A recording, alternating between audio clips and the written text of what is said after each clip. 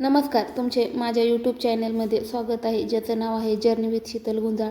दिवाळीच्या सगळ्यांना हार्दिक शुभेच्छा। माझी दिवाळी कशी कुठं गेली काहीच कळालं नाही।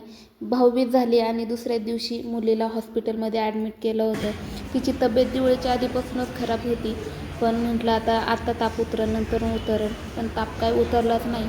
आणि ब्लड चेक केल्याच्या नंतर तिला गोचे ताप सांगितला आणि टॉन्सिलचं पण दुखत होते, त्याच्यामुळे मग हॉस्पिटलमध्ये ॲडमिट केलं।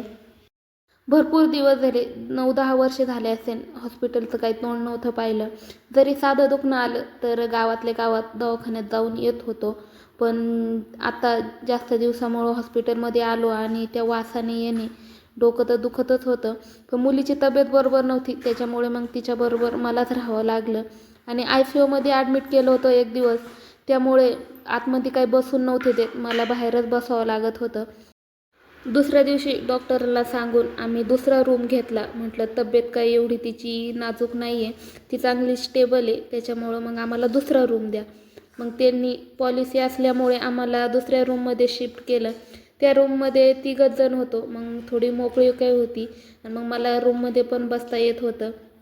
हॉस्पिटलमध्ये स्वच्छता पण चांगली होती आणि स्टाफ तिथला आणि डॉक्टर पण चांगले होते, जे आपल्याला जसं वाटेल तसं समजून सांगत होते। आणि तिसऱ्या दिवशी आम्हाला घरी सोडलं। आजारी पेशंट बाजूला राहतं आणि ज्या पेशंटजवळ जी व्यक्ती राहते त्याच पेशंटला दुखणं येतं।